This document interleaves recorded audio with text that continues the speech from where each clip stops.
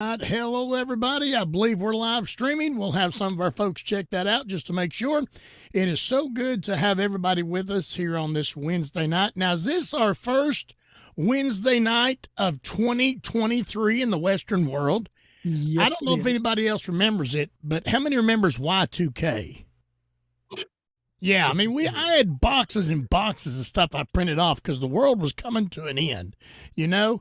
And, well, I ended up having a good bonfire with those. So, so obviously the world did not come to an end because here we are. Well, it's good to see everybody. It's good to have everybody with us on Power Faith Radio tonight. The Georgia group texted us just a few minutes ago. I was trying to see what they were talking about, but they've got 39 there with us tonight, Terry, and they're looking for a few more. And she said if this keeps up, she's going to have to take up an offering where she's at to supply donuts and coffee. So she always, I hope this don't get you in trouble, Laura, but she says when you put donuts out, the flies will show up. So, so that's, and she just did a big LOL. So, okay. And it's good to have y'all with us. And it's good to have those listening by A Simple Walk. That is an open group, and we appreciate you coming and listening. Or maybe you're not listening to this live, you're watching the recording. We ask that you share that video with all your social media platform and comment. And remember, we don't argue text. We don't debate, but if you got a legitimate question about that particular subject on that video, we will try our best to answer that. And also those of you that are watching tonight by B'nai Noach Fellowship, that is a private group. We appreciate you so much joining us there. And as I said before, you may be watching the recording. We thank you so much. Please ask those questions. And we thank you so much. Now, this is sponsored by Outreach Noah YouTube channel, Outreach Noah Ministries. Did I say that right? Outreach Noah. Yeah, I'm going to say Outreach Noah. Outreach Noah. I'm my old school come out when I said ministry, so don't nobody throw me under the bus on that. But it's Outreach Noah and YouTube channel. Those of you that are watching by Outreach Noah YouTube channel, thank you so much. Subscribe, hit that notification bell that you'll be notified every time a new video goes up, and share those videos with all your social media platform. Terry, take over for a few minutes, would you? Well, Scotty, you know, that word is just another one of those words that religiousized by different groups. I mean, ministry is nothing wrong with it because government uses it for different government offices. So it just means service. Another word just means services. Yeah. You know, so that's just another one of those English words that got taken over by religion and kind of got messed up in some ways. So it's nothing necessarily actually wrong with that word. It's just, you know, cultural thing. We are an outreach. We're an outreach. Yes, we are. Good evening, everyone. I won't go through all the different ones. Scotty's got that stuff down and memorized. I probably will mess things up that he's already got started. But good evening, everyone, and welcome to our first class of 2023. We're going to be continuing in on part 3, the prohibition of murder and injury. Tonight, we'll begin to look into what's called the details of the prohibition of murder and injury. Now, I'm not going to be getting into everything in a very deep way because we'll be coming back and covering different subjects again in the future. We'll have some topic classes, and Scotty and I've got some topic videos that we're wanting to do and everything that we're going to be coming back. I want to, like I said, we've been given a basic information on these different prohibitions, different commandments that the Creator has established for us since Adam, and they were made eternal in their format at Mount Sinai with Moses, which Scotty and I are going to be talking about that in a video pretty soon, which I think you'll find very interesting when we get to it. Scotty, are you about ready? I am. All right. I want to say it's good to have, as always, Thomas and Amuela with us tonight. She's Yeoman Asher. It's good to have Ronald, and it's good to have Veronica, and it's good to have Wendell, and it's good to have Fred. It's good to have my wife, Annie. Of course, I I know her by Honey. And last but not least, it's good to have Bob with us tonight. And as always, it's good to have Terry, our teacher, tonight. So we're going to get into our Tzedakah time. We appreciate everybody that joins in on the Tzedakah time, that sends us names. And I just happened to look down and see one, so hold on just a minute. Somebody just sent it to me. All right. Okay. So we're going to start off with our birthdays. We didn't have a whole lot of birthdays, and we're going to be using this Tzedakah box tonight. We didn't have. I want to try to go through this because I got some things I want to talk to Terry about here just in a few minutes. And in the birthdays this week, we had James Wood Jr. James Wood Jr. had a birthday this week. Also, Rabbi, if I'm pronouncing his name right, Shomo Nachman. Did I pronounce? Shlomo Nachman. He had a birthday this past week. Also, William Hall had a birthday. I think it's today. Is it today? Is William's today? I think so. I think I saw it a while ago. All right. And then also John Tate had a birthday. And Joseph Couric had a birthday this week. Excuse me. Now we're going to get into our people that need strength, healing, whatever. And as I go through these names, please jot one of them down. And if you would this week, maybe find you a tzedakah box and give tzedakah in these people's merit. So we're going to start off with our teacher, Terry and I's teacher, Pesach and Shara Sherbo. And I want to throw this one in that just came in. Her name is Beth. We're going to give tzedakah for Beth tonight. Also, Ken Port. Did I get that right, Veronica? Ken Port. He's dealing with some cancer tonight. Also, Margaret Port. That's Ken's wife. And also, Veronica Port. That's her mother and stepfather. Did I get all that right, Veronica? So yes, you did. Thank you. I put all of you in there together. So now, as I was naming the names, I didn't put the tzedakah in there. So there's, is that Margie? How do you spell her? Is that Margie? No, just Marge. Marge. Okay. You remember I had hooked on phonics, Veronica. And then Veronica will put Veronica's in there. Also, Amuela Asher. Amuela, somebody always sends $1 in for you. Remember, I always say this is your dollar going into the tzedakah box. It will bless that one that receives it, and the giver is going to be blessed as well. So you're going to be blessed, Amuela. Also, the same thing for Thomas Schaus, giving tzedakah for you tonight, Thomas. Also, Tina Lyons. We're giving tzedakah for Tina Lyons tonight. Also, Ethelene Moore, giving tzedakah for Ethelene Moore tonight. Also, we're giving tzedakah for Dolores Helton. That's my lovely wife. I know her name's Annie, and her marriage license says Dolores, but I just call her Honey. So we'll just leave that right there, and I'm giving tzedakah for her tonight. Also, Terry, Dola, and we're giving tzedakah for them tonight. And for some reason, I don't have your father's name wrote down here, Terry. Phil. How's everything going, Terry, with you and Dola and Phil tonight? Well, I haven't talked to my dad in about a week. I've got to touch base with him here this next week because I'm keeping him updated with what's going on with me. Next Wednesday morning, I have my assessment with the surgeon and see what procedures that's going to need to be done when they when they take a look at everything, all the scans and all that stuff. They're going to assess and see what procedures I need to take. So I'll be doing that next Wednesday morning. Okay. Well, then I'll know more next week. All right. We're looking for some good report right there. Also, Fred has asked for tzedakah for his daughter Katie, who fell and fractured her wrist. Oh, putting that in right now. Fred, putting that in right now. I did have your dad down here, and it was on the second line. So we're also giving tzedakah for Wendy Shepherd tonight. Remembering Wendy, and also Mary. I just keep feeling like giving tzedakah for the next little while for Mary Parsons. And how is your wife doing, Wendell? For the most part, she's doing pretty good. She's getting a little healing pain, which is normal, and that's been bothering her. But I mean, overall, it's very good and very positive. Great.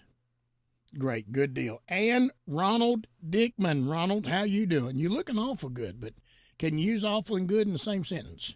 Yeah, well, we usually do, don't we? I feel pretty good at the moment. I'm still waiting for some assessments to come back to the doctor from some scans I've had last week, but I'll be seeing him next week. So I'm figuring there's nothing drastic because he hasn't been in touch with me. But I'll have a big discussion next week and to see where we're at with the latest issues. Okay. Yeah. We're looking for a good report. Ronald, looking for a good report. Well, we've had a partially good report. They ruled out breast cancer when they did the mammogram. So, Okay, good deal. Good deal. But we still got to work out what's going on. Yeah. All right. Scotty, I'm going to drop out here for just a second. Okay. Also, we're giving our blessed memory tzedakah tonight for Daryl Moore. So if you'll give me just for a minute here, I'm going to bring. While you're looking that up, Scotty, Yes. we just need some extra prayer for Amuela for her health. Okay, we're giving that right. I'm going to give extra for Amuela tonight. Amuela, you know how much we love you around this place. So we're giving extra for you tonight, Amuela. You'll be dancing in no time. All right. I'm going to say this prayer, and I'm going to ask that you help us tonight just to let it move into your heart and your mind. Hear our voice, Adonai, our God, Father of mercy. Have compassion on us and accept our prayer with compassion and favor. For you are a God who hears prayers and supplications. Our King, do not send us away empty-handed. Favor us and answer us and listen to our prayers. Amen. All right. Well, Terry had to jump out just for a minute. I'm sure he'll be right back while he's getting ready. Veronica, I'm going to throw you out there. Veronica has a project that is going. And Veronica, how about saying something about this project you got going tonight? You don't have to say all the contents. Just tell us about this project.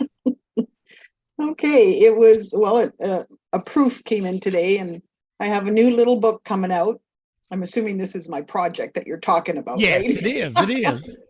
So I have this new little book. It's only, I don't know, 50 odd pages, but it's for new Noahides and some of the things that they can run across that might put a stumbling block on them. So I'm just looking at the proof right now, and it should go live in the next couple of days on Amazon. I'll let you all know, but I'm so excited. It's like really weird. It's a really weird feeling, but anyways, yeah, it just talks about little stumbling blocks, and definitions and that kind of thing. So I think it'll help. All right. Thank you. It won't be long. Veronica will be having a book signing. So we'll be looking for her to be traveling to do that. So, all right. Thank you so much, Veronica. All right, Terry, are you ready tonight? I got a couple things I need to bring up to you that has been some chatter on the teaching you've been doing. Okay. So, and by the way, Scotty told me he was going to do this, but he wouldn't tell me anything about it. So I wasn't going to tell him the class. This is completely impromptu. I begged, and he goes, "Nope, not going to let you know." So let's see what what have you got up your sleeve, Scotty? Okay. We know that from our background that a lot of people are not familiar with the text in general that you are using to explain the things you are explaining. Now, I love the way that Rabbitovia Singer puts it, and I think I've heard some others put it this way as well, Rabbi Skobach and some others, that if it's new, it's not true. and if it's true, it's not new. Did I say that right? Something in that realm. Okay.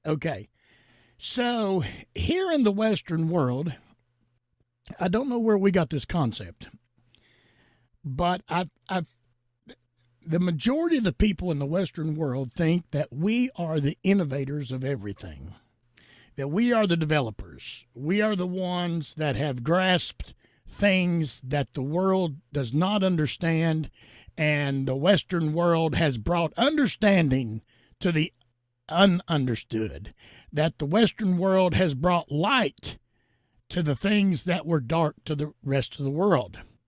And when in fact, we, the Western world, are not the innovators, but the imitators. Everything we have, even in a lot of the religions, is imitation. It was absorbed from something else, and then the Western world seems to act like we are the developers of that. So in your text that you're using to bring understanding to these laws, and last week you were discussing murder and suicide, and you just put a drop in a bucket in it. And even in that drop in a bucket, everybody understands that terminology, right? You just made a drop in the bucket in the depth of the teaching.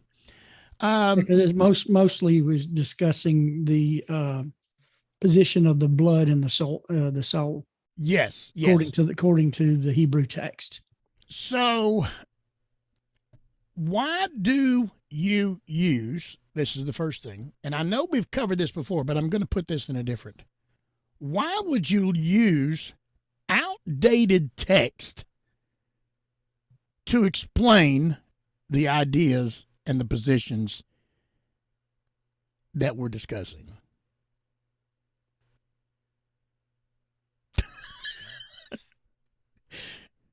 Outdated text.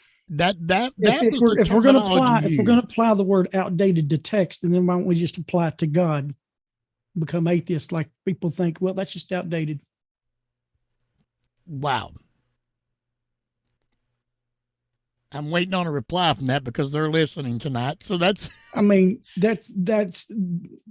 not an educational way of looking at things.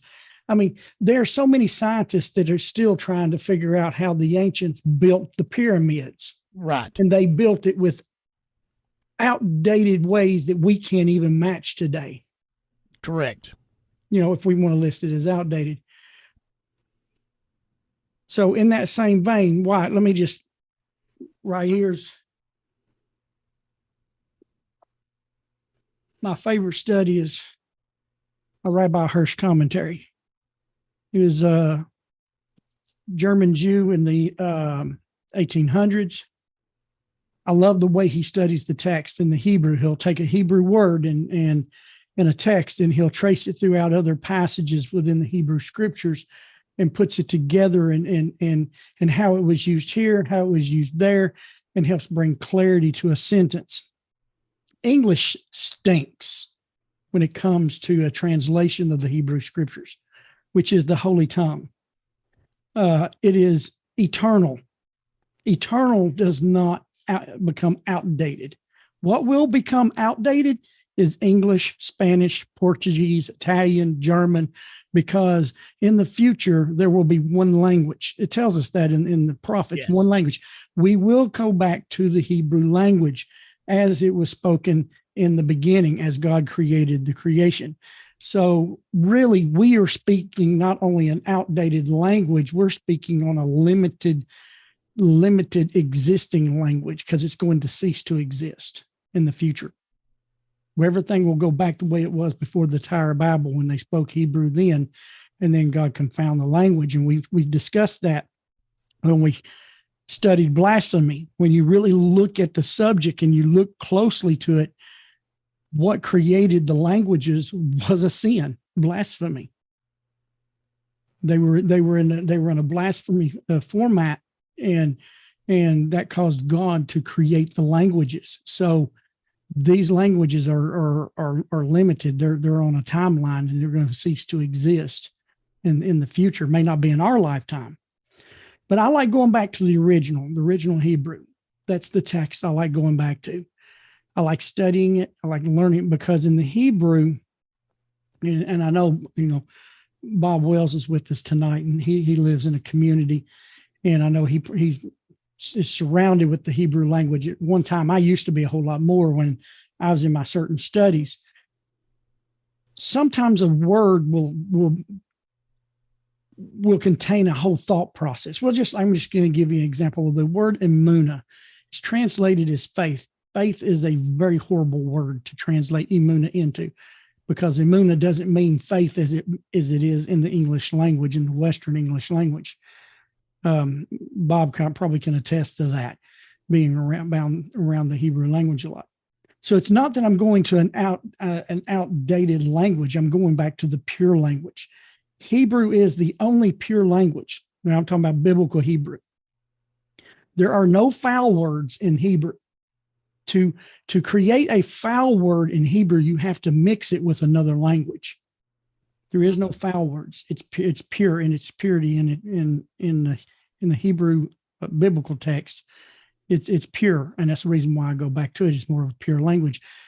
And there are times when I'm trying to explain something, when we're going through something, and it's not really the best in English. Sometimes you're choosing the right words, and sometimes I'm looking at these Hebrew words and their text and all that, and I'm like, how do I really explain what this? Because I know what it's saying here, because I've studied it and I've studied the Hebrew.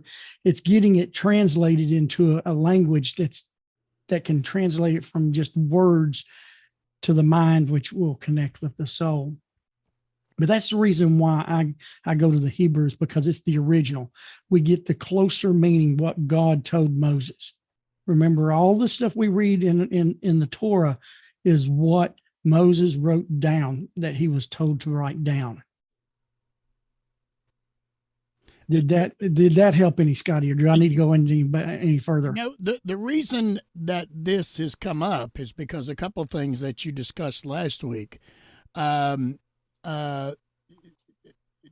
Different people felt that you were explaining from an outdated text. So let me just clarify what you said.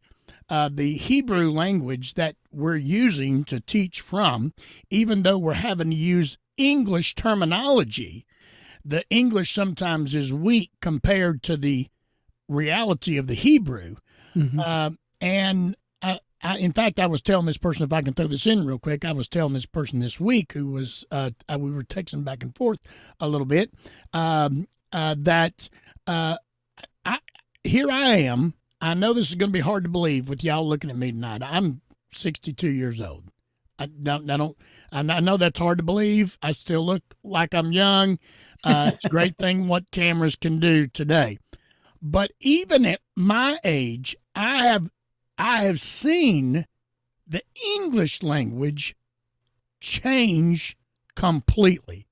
There are words that I used when I was a little boy that I cannot use today because I would get myself in trouble.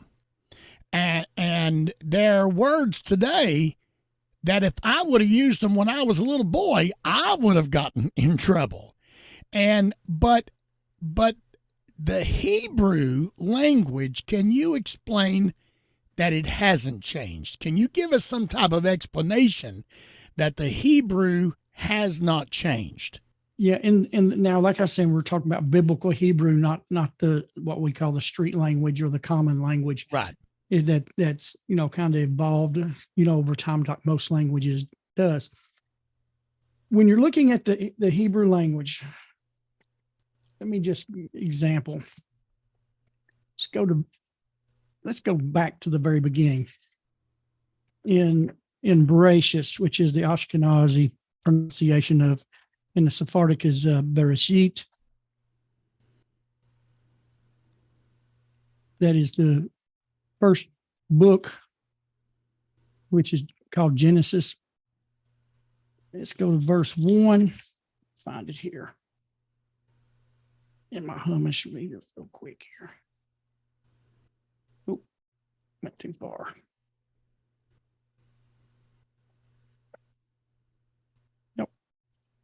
pages are sticking together here. There we go. 3, 4, 2.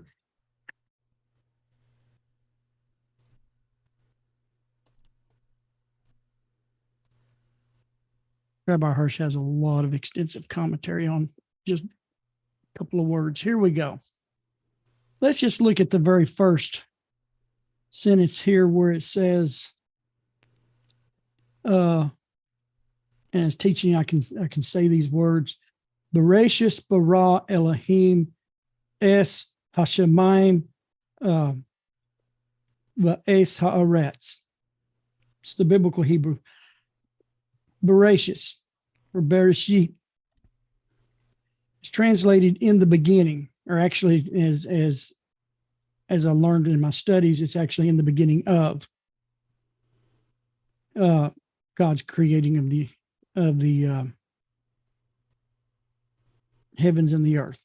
Now it says Bereshis bara. Okay, in the English it says Rabbi Harsh has it translated, from the beginning God created the heavens and the earth. Okay, the word bara, it's translated as created. Doesn't tell you the whole story. The word bara is only actually used in a few places in the Torah. And when in this instance, this word that's translated as created, in English, if I went outside and took some 2x4s and I built a birdhouse, I just created a birdhouse. Or, we create things all the time. But this word here, the word create, doesn't tell the whole story of bara. Bara means and is only used in the incidents when something is created from nothing. There's other words. So you have like the word yetzer, formed. Because in the Hebrew, you have where God created, man, he formed man of the dust of the earth. And he also has, make sure I'm pronouncing this right. Bob may have to help me. It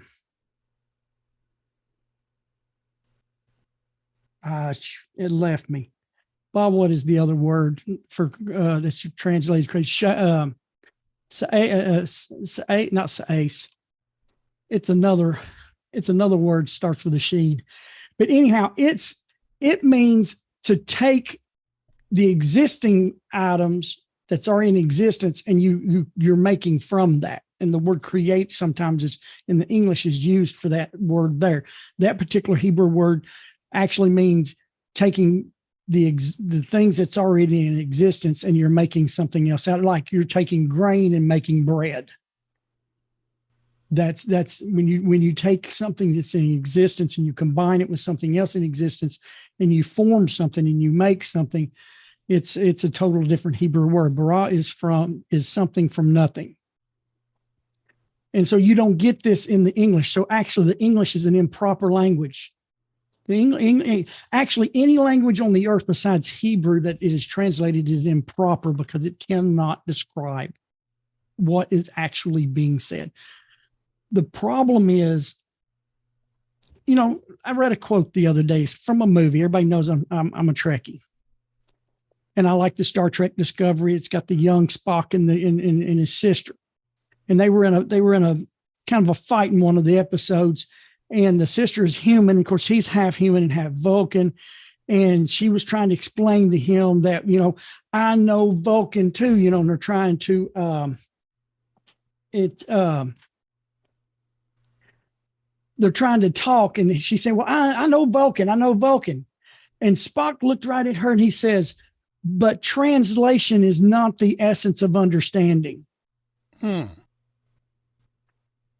Just because you have a Bible and you're reading in English, you don't know what it means, because things have been misunderstood from the translation. People have made doctrinal statements and doctrinal, regardless of whatever religion, doctrinal stances based on a translation that doesn't even come close to what is actually said in the original language.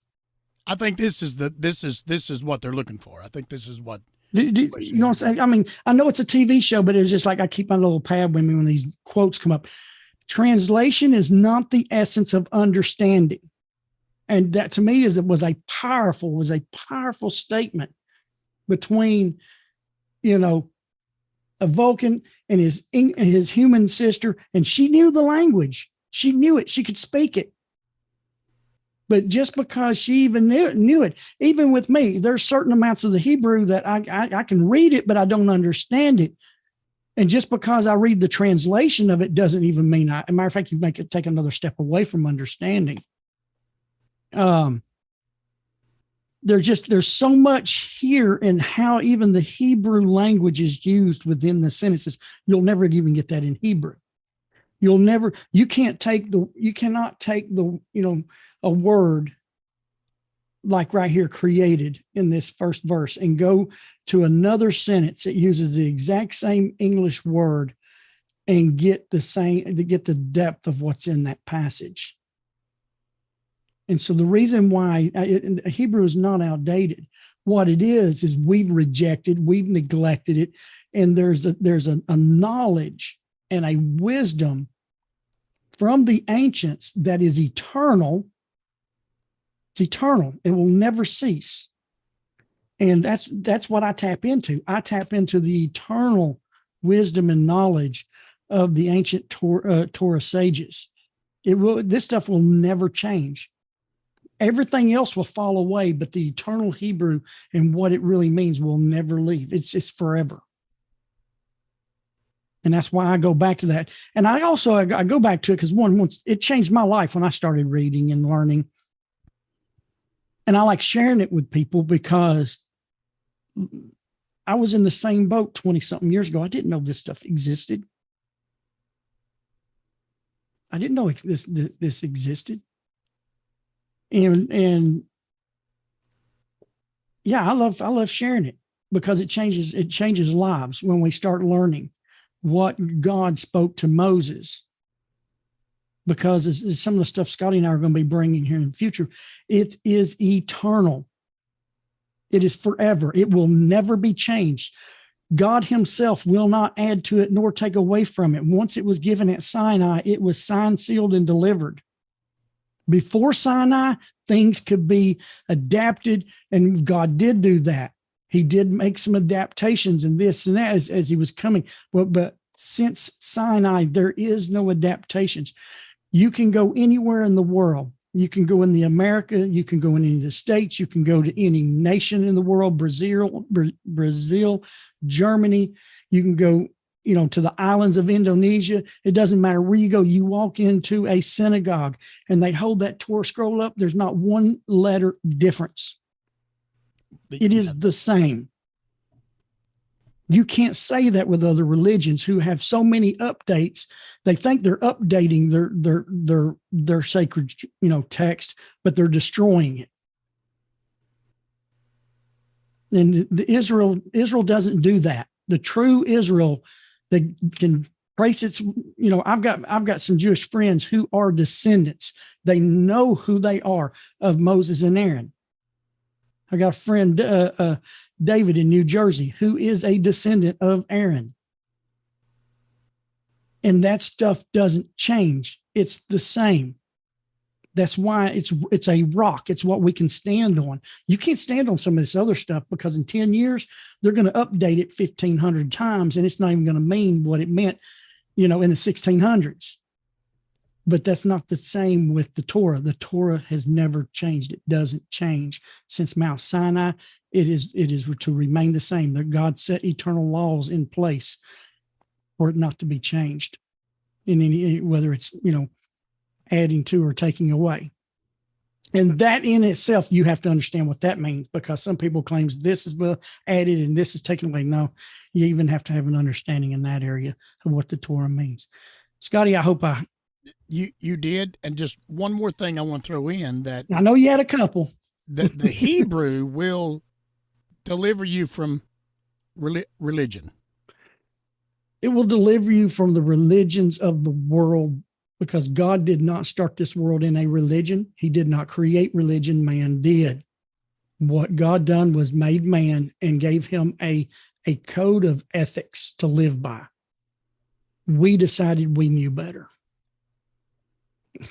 And now look at what we've done to the earth and done to the human race. We've messed it up. And what Scotty and I teach, Outreach Noah, is to bring, Noah means the children of Noah, which is all humanity this side of the flood. We bring these eternal truths that God gave Adam to Noah, and he solidified at Mount Sinai through Moses when he completely brought meaning and definition to what he gave Adam. He solidified it, because before it wasn't written down until Mount Sinai. Once it became written down in the Torah text, it was completed and finished. There is no completing the Torah. You can't complete. As a matter of fact, in Psalms, I want to say 8, but I know it's not 8. The Torah is perfect. It restores the soul. I think it's Psalms 19. I have to go back and look that one up. Go ahead, Scotty. So Will says, thank you so much. I have never in my life heard anything of this nature. Yeah, it's not, I'm not trying to put down anything. It's just that the prophecies themselves, God tells us the earth will be full of the knowledge of God. The earth will be full of one language. So that tells us our language is just like our lives. It's limited. It had a birthday and it has a death day. And there's a dash in between. Wow. I never thought about that. Thank you, Terry. So, all right, Terry, I'm going to let you get into your teaching tonight. Are you sure it's nothing else? No, we're going to leave it right there, okay? Because, I mean, I don't have an exact stopping point for tonight because... No, Will was the one who was asking the questions about that. He never heard anything, and somebody wrote down, Fred said it was Psalms 19. Psalms 19, Psalms 19:8. The Torah is perfect and it restores the soul. One of the things that I really would like us to discuss in a future teaching as we go, this might be one of our sidebar teachings, is what do we mean by Torah? What do we mean by Tanakh? And why do we not take the whole text that's available to the Western world today? And I'm just going to listen. It doesn't matter. We're going to be going weeks on this, what I'm doing. Okay. Now. So that's why. What is Torah? Torah in its root word is ora, which means light in Hebrew. It means instruction. It's a Hebrew word. It has multiple kind of meanings, but its basic understanding is instruction. Torah is the first 5 books of Moses that Genesis through Deuteronomy, as we say in English, or Greek, however you want to put it, because it's not the Hebrew words. It's the first 5 books of Moses, it's the 5 books of Moses, not the first. It's the first 5 books of the Hebrew scriptures. They are the instructions of God. They're instructions for who? Humanity. Humanity is divided into 2 groups. Rabbi Harsh teaches on this on his teaching in Genesis chapter 1, verses 11 and 12 on the law of species that God established in the creation week. We have Israel, which we call the Jewish people today, and not Israel, the state that is there today. That's not the biblical Hebrew. The biblical Israel. The biblical Israel is still yet to be restored of the Davidic kingdom that is prophesied that will come about. Then you have the nations. The Torah has information, has instructions of God that was solidified at Mount Sinai. Instructions for the nations and the instructions for Israel. We are 2 different species. Just like I kind of use the analogy, just like God took woman out of man and created female and male. He took Israel out of the nations, and they become the priestly nation, and we become the nations. They're the priest, we're the congregation. I'm just using metaphorical language there. The Torah has instructions for both sets of groups. There are things that the Jewish people are given to do in their instructions that we are not permitted to do. We are permitted to do things that they are not permitted to do because they are the priestly nation. And so you have to learn. We have rabbis that teach us what our duties are and where the lines are. Just like one rabbi says, we both drink from the same well, but we do not operate in the same format. There are boundaries between each one. So sometimes you're going to see in the Torah where it says, when God tells Israel, don't do as the nations. That's not necessarily a negative. It is a negative when it's dealing with idolatries and things like that, and the wacky things that the nations do.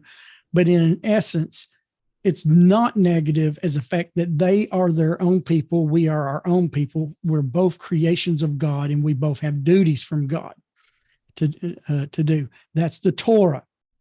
Torah means instruction. The Tanakh. The Tanakh is the official proper name of what we call the Hebrew Scriptures. Tanakh is an acronym. The Torah, the Nevi'im, and the Ketuvim, which is the Torah, the instructions, and the Nevi'im, the prophets, and then the Ketuvim, the writings, which includes the Psalms, the Proverbs, and those things are called the writings. And so that makes up the complete list of the Hebrew Scriptures. Scotty, what was the last part? Why we don't use the whole? Why we don't use the whole text given to the Western world today. And I know that's I know I'm going to say some things. Please do not take it personal. You're here to learn. And like I said, we don't bash, we don't do anything, but I'm just going to be honest with you. I would not be an honest teacher if such a question came my way and I tiptoed around the tulips. I'm not going to tiptoe around the tulips when it comes to the Word of God. Point blank, the Hebrew Scriptures is the only Word of God. The nations took from Israel and added theirs. How do I know that? You can go on Google and find it out yourself. You can find that, look up Marcion, who was one of the first ones that started codifying things of the Western Scriptures. Look what group that person was with. These people took their stuff and they connected it to the Torah and to the prophets and the writings, which is Israel's. It's Israel's heritage. God says it was Israel's heritage. It belongs to him. Psalms 147, 19 and 20 said God did not give the mitzvot and the statutes to the nations. We didn't get those. They are given to the priestly nation, which is Israel. It's theirs. It's their possession. It's not ours to add what we want to add to it. He gave them their scriptures, and then they teach us from them. Anything else that's attached to it was not attached by Israel. It was attached by outsiders.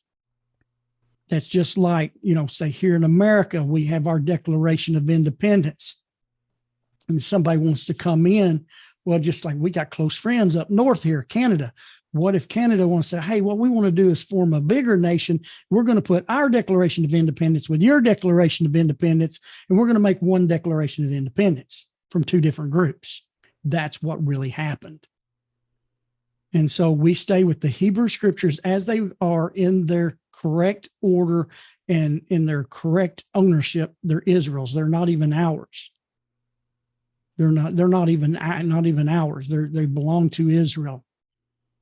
And so again, going back to the original, going back to the beginning, going back before the corruption. And someday all of that will be done away with, and only the Hebrew scriptures will be left. Because in Isaiah chapter 2, the nations will be flowing to Israel to learn the ways of the Creator. And you can look at that, and you can go back to Genesis chapter 18, where God says, that he cared for Abraham because he taught his children in his household the ways of God. Mishpat and Tzedakah. It tells us what the way of God is right there in Genesis chapter 18. There's a whole thread throughout the Hebrew scriptures of those two words of mitzvahs and tzedakah. You can find them in Ezekiel, you find them in Genesis, you find them in all throughout the scriptures as the way of God. Nothing else is the way of God. Nothing else is the way of God. And God tells us what it is.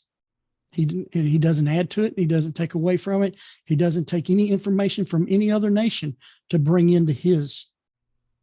He doesn't combine it with any other nation.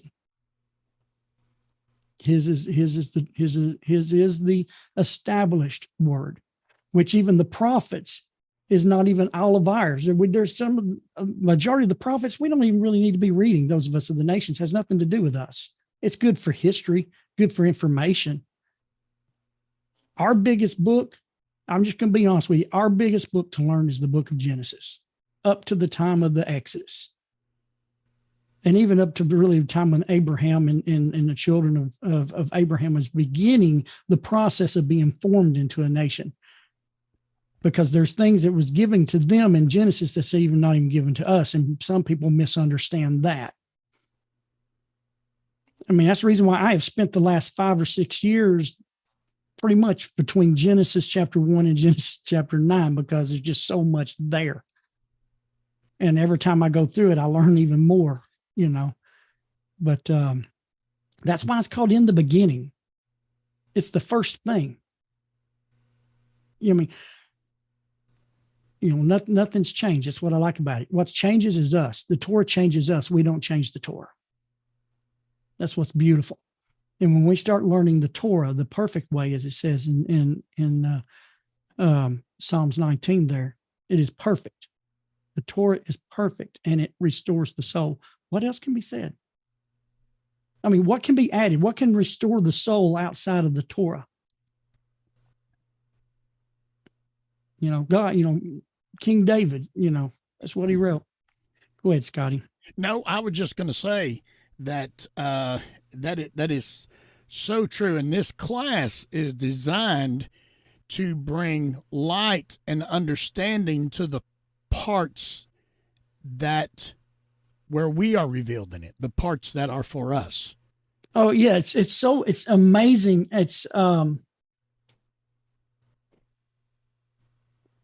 I've had a lot of spiritual experiences in my life growing up, and things I've been through, and I know you too, Scotty. We've got similar backgrounds in some areas. But there's things in the Torah, just the simplicity, the simple things. One of my favorite, I started studying 20-something years ago, and even this year as we went through it, I learned some more stuff. After studying this one passage for 20-something years, and you think you got no. Let me tell you how simple things really is. Let me tell you how beautiful our Creator is in his simplicity, that he cares so much of us to keep it from being complicated. It's Genesis 4:7. Do you not know that if you'll improve yourself, you'll be forgiven? But if you don't, you're going to open the door to just making a lot of mistakes. And it's going to sit there, and those mistakes are going to be waiting for you when you don't improve yourself. And then he goes on the end of it. He says, but you can conquer it. He says that again in a similar way. With the Tower of Babel, he tells them, he says, whatever man sets his mind to do, he will do it. That's a compliment to the creation he made us. Why do you need anything so complicated and so many religions having to try to tell you what it means? But when you come back to the Torah in its simplicity, and it says, come on, guys, don't you know? If you improve yourself, you're going to be forgiven. But if you don't, you're going to have a lot of troubles. That's simple. It's so simple to walk with the Creator. Noah, he was righteous. He was morally pure, and he walked with God. It was so simple. Why do we need to complicate it? Go ahead, Scotty.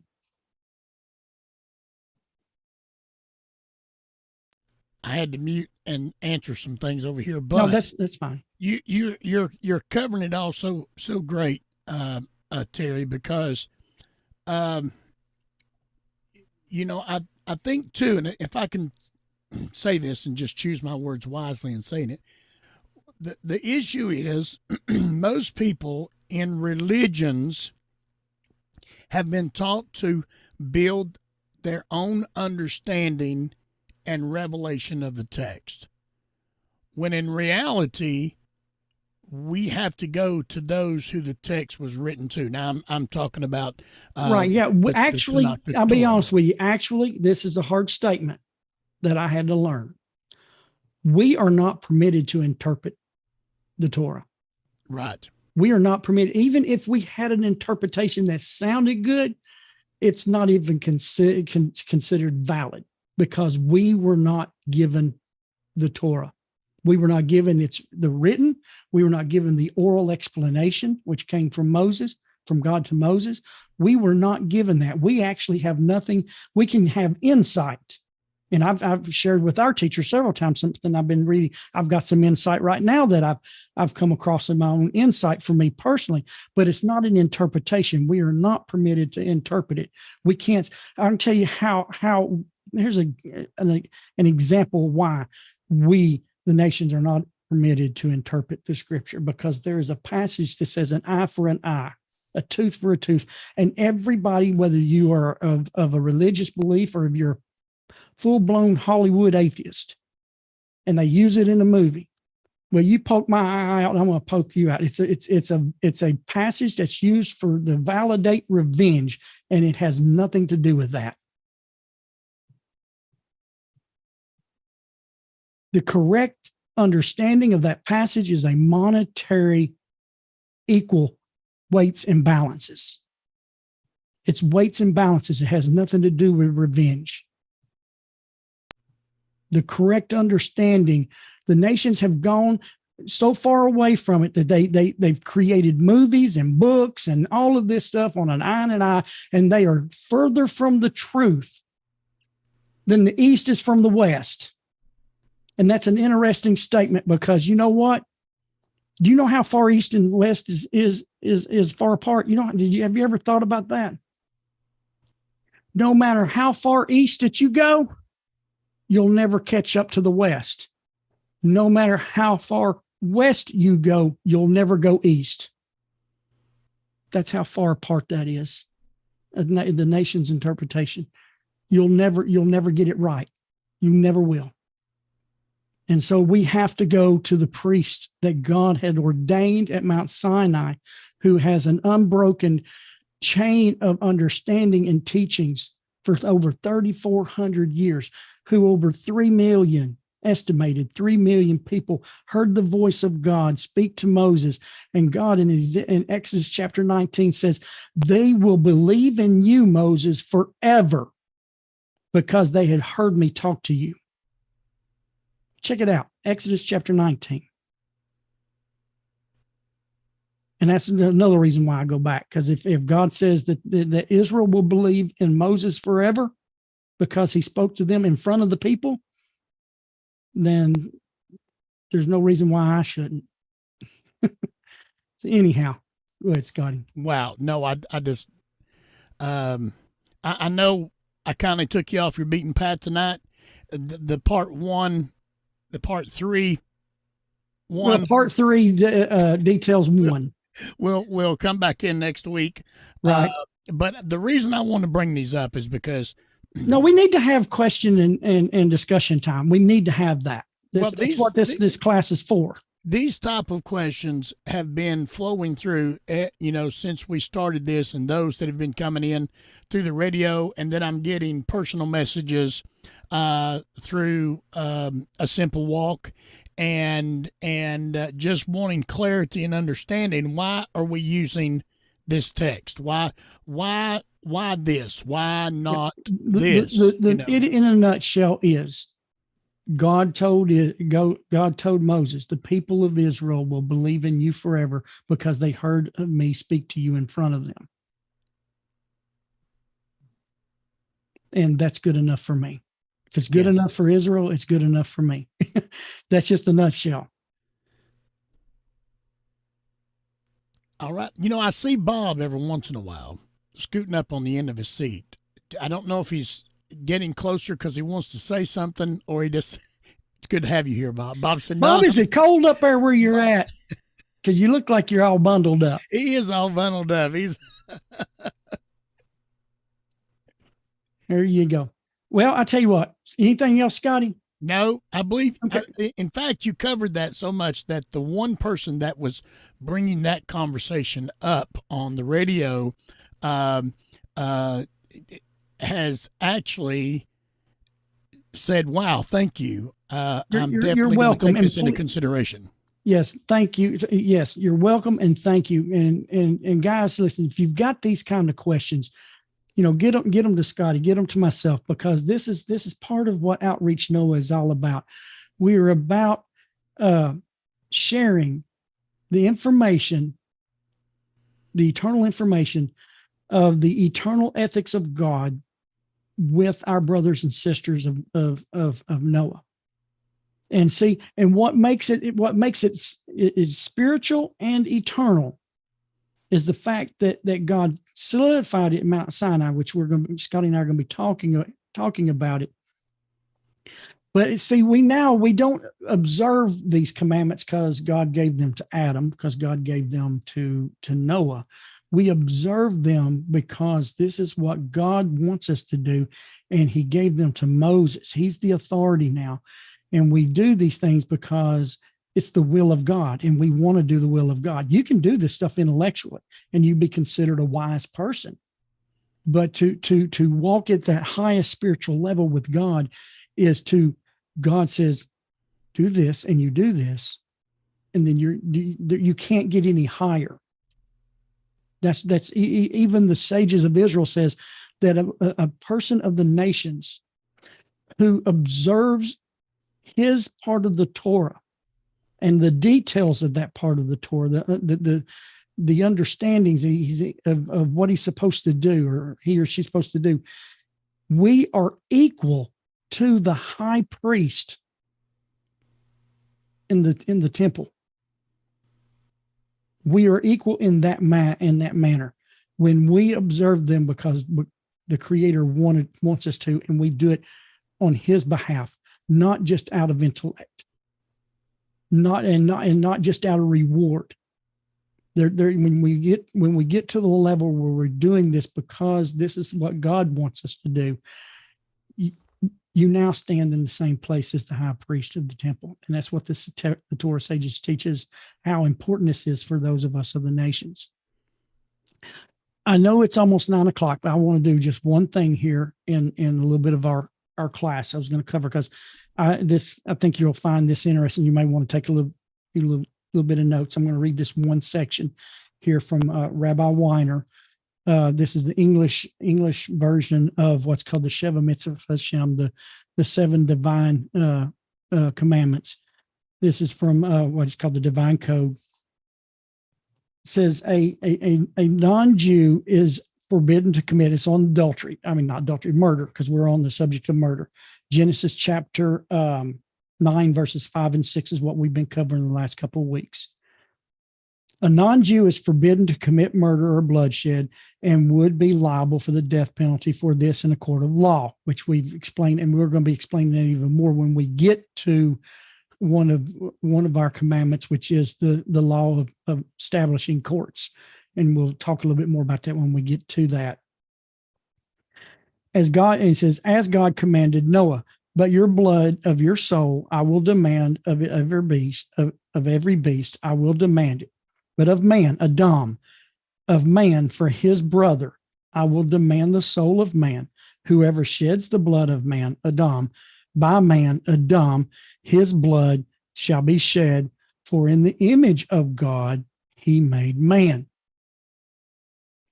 The sages explain, this is something I wanted to go through real quick. You can jot this in your notes. We'll come back, again next week and even pick up and go through this again. Your blood of your souls I will demand refers to one who commits suicide. We'll get into more explanation as we go on, because we're even going to cover all these subjects in the next coming weeks. B, of every beast I will demand it refers to the one who places another person before an injurious animal so it will kill him. Of man for his brother refers to one who sends another to kill. For all three cases, these verses states, I, God, will demand, which refers to punishment by God. D, whosoever sheds the blood of man refers to the one who kills actively and deliberately. E, whoever sheds the blood of Adam within Adam refers to one who kills a human fetus, which is a person within a person. And F, his blood shall be shed refers to the judgment of capital punishment that is meted out by a court of law. The reason for the prohibition of murder is clear and simple. It is necessary since God desires this world that he created to be inhabited and settled and not destroyed and desolate. As it is stated, he did not create it for emptiness. He fashioned it to be inhabited. Also, no person should presume that he has the mastery over another to be able to take their lives or injure them according to his own will or own desires.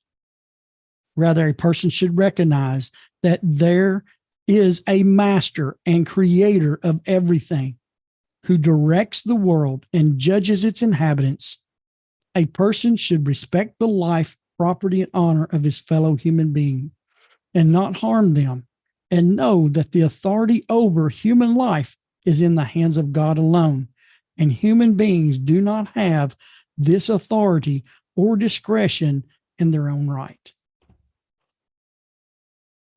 And I'll go over that again the next time as well, but that's, getting into the first part of what we call the details of murder and injury.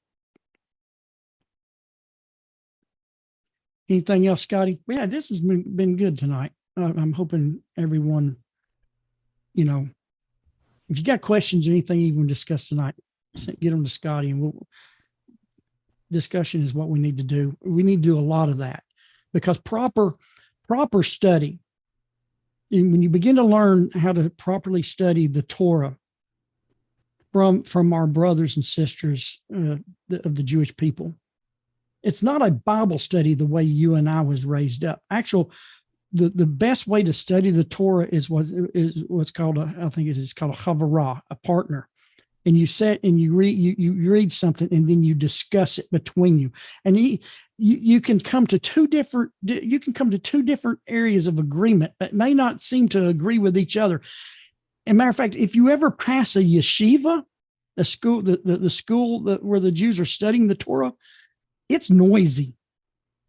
They're going back and forth. They can even get red-faced mad at each other in their discussions. And then when study's over, they get up and go have a cup of coffee and go on with daily life. You don't take it personal, but you hash it out. That's what the Jews do. They hash it out in a proper, good way of study, is like what we were, doing tonight. Ask questions. Let's talk about it. That's proper. That's proper. More proper study. Go ahead, Scotty. Oh no. I was going to welcome Stephen and Bria. I'm sorry y'all got here late. We started at 8, but I don't know what time it is where you're at. So I don't know. So So it's good to see you. We started at 8 New York City time, Yeah. Eastern United States time. Eastern Standard Time. He's on Central. Stephen's on Central. Okay. Oh, okay. Okay. Well, it's good to see you. It's good to see you. Yeah. So- Oklahoma. Okay. Hey, my dad, my brother lives in Oklahoma. They live in Pensacola, about 30 minutes west of Fort Smith. Crowder. All right. We're in Crowder. All right. All right. Well, Terry, are we ready to bring it to a close tonight? We're ready to bring it to a close Okay. unless there's any other questions. I mean, No, I think you sort of cleared and clarified. or did I make any waters, muddy? No. I'm surprised at the response that was given by some of the ones that I'm just surprised. Example we were talking before. My friend David that lives up in New Jersey, who's a Levite, descendant of Aaron. One day I was doing some studies in the subject, and I don't remember what passage it was, but I was looking at the English and I was looking at the Hebrew, and hold on here, Scotty. He actually got this for me. This is a interlineal Humish by Art Scroll. It's just the book of Genesis. I'll hold it up. I know the guys on the radio can't see it, but it's got Hebrew on top and English underneath each word. Terry, let me put you on speaker view again so you Go ahead. That way, if you want to see the video, go to the end of it. This is an interlineal English and Hebrew and English. And I was going through this, and I was looking at something, and there was a word of a particular passage, and I was looking at the English, I was looking at the Hebrew word, and I was looking at what was supposed to be. And so I messaged David, and I said, okay, can you help me out with this word? Because I know what it is translated as, but something's telling me that the whole story is not being told here, that just the English is the best available word. That's another thing. When you get to English, sometimes the best available words is what is used, and not really, because sometimes there are some Hebrew words that we don't have the English to explain it in. And this was one of those situations. So I messaged David. I said, here's the passage, here's the word, and then here's where it's at. And of course he reads and studies. He was born in Jerusalem. His first language is Hebrew. And so he messaged me back. He says, I can't help you there, because it's one of these things that, being raised in the language, it's my first language. I know what it is when I read it, when I say it, but to explain it to you in English, he says, that's just the best available word that we got to go with. He says, but it doesn't tell the whole story, what it is up here in the Hebrew mind that's born and raised in the language. And so, again, that's, at best, we fall short in understanding the Hebrew in its fullness through an English translation.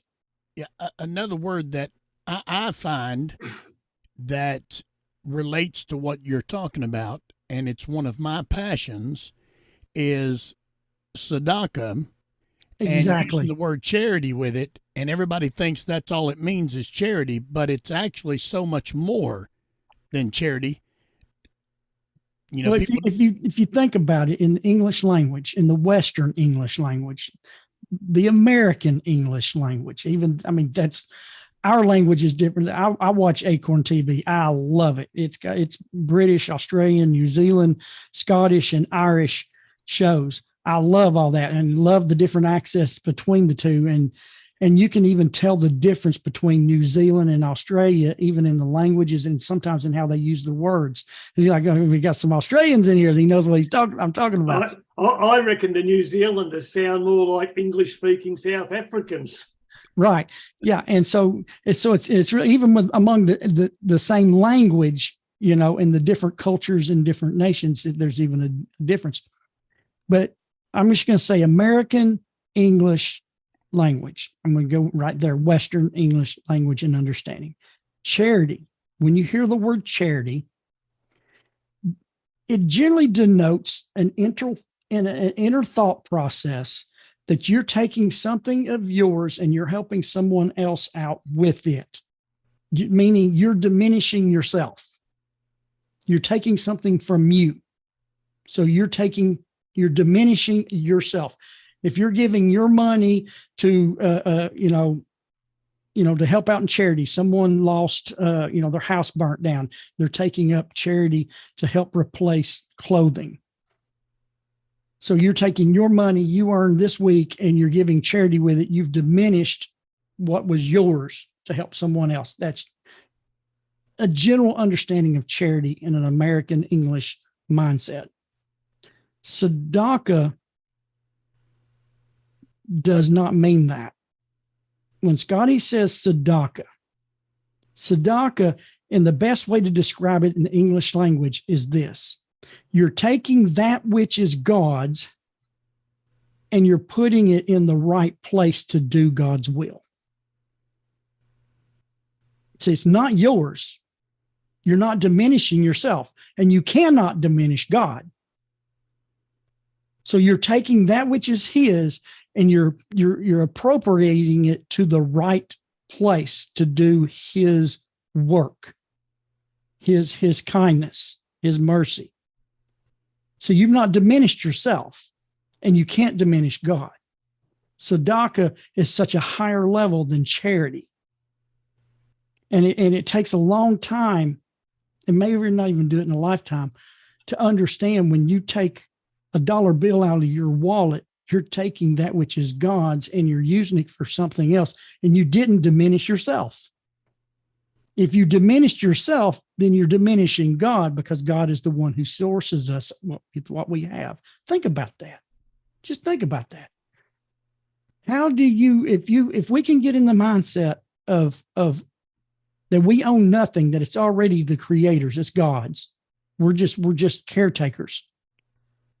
And we give something away to help another human being, you've not diminished yourself, because to have diminished yourself would mean you diminished God. It means God doesn't have the resources to do what he needs to be done. But when you give charity, if you think about it, when you give charity from an English standpoint, then you're assuming what you have is yours. And therefore you do diminish yourself. And so that's the difference between tzedakah and charity. Baruch Hashem. All right, are we ready to come to a close, Terry? We're ready. You know me. Okay. I can keep going. You better stop me, Scotty. All right. You better beat me off the ship. Can I just say something before you finish, Scotty? Yeah.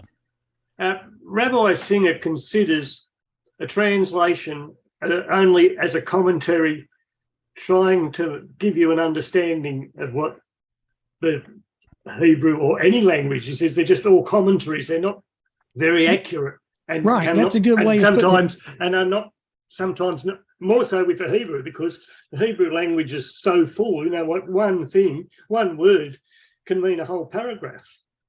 Yeah, and so therefore, its best bet is to list it as a commentary, trying to give you an indication of what's being stated.